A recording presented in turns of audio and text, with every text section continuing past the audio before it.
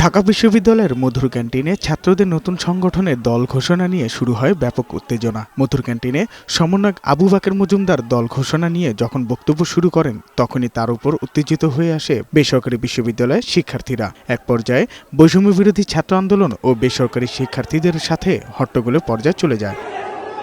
এর আগে পূর্ব ঘোষণা অনুযায়ী সমন্বয়করা ছাত্র সংগঠনের দল ঘোষণা নিয়ে সংবাদ সম্মেলনের ডাক দেয়। নির্ধারিত সময়ের ঘণ্টা পার হয়ে গেলে হঠাৎ বেসরকারি বিশ্ববিদ্যালয়ের শিক্ষার্থীরা বিক্ষোভ মিছিল করে। তাদের দাবি কমিটিতে বঞ্চিত করা হয়েছে।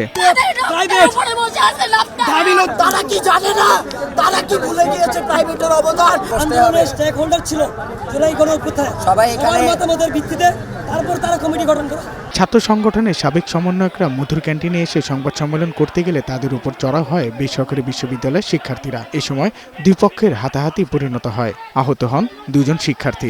এর মধ্য দিয়ে নতুন ছাত্র সংগঠনের নাম ও কমিটি ঘোষণা করে বেরিয়ে যায় ছাত্র নেতারা।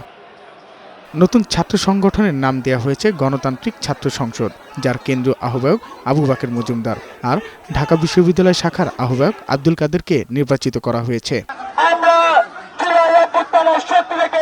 একটি নতুন এবং ইউনিক ছাত্রদের পক্ষে ছাত্র সংগঠন ঘোষণা দিতে চাচ্ছি।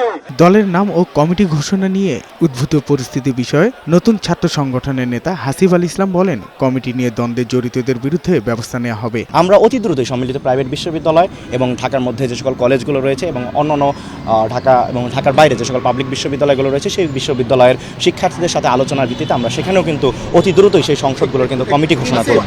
যদি কেউ কোনো প্রকার কোনো হামলার সাথে যেই সংশ্লিষ্ট হোক না কেন, সে প্রাইভেট বিশ্ববিদ্যালয় হোক কিংবা ঢাকা বিশ্ববিদ্যালয় হোক, যেই হোক না কেন, সেই ব্যাপারে আমরা কিন্তু তার সর্বোচ্চ সাংগঠনিক ব্যবস্থা এবং যাতে করে আইনগত যে বিচারিক ব্যবস্থাটা রয়েছে সেটা যত দ্রুত সম্ভব করা যায়। পরে বৈষম্য বিরোধী ছাত্র আন্দোলন জানায়, নতুন ছাত্র সংগঠনের কমিটিতে কেন্দ্রীয় ও ঢাকা বিশ্ববিদ্যালয় শাখা মিলিয়ে ৮ জন থেকে ১২ জনের কমিটি করা হয়েছে। সাজ্জাদুর রহমান, বৈশাখী সংবাদ, ঢাকা।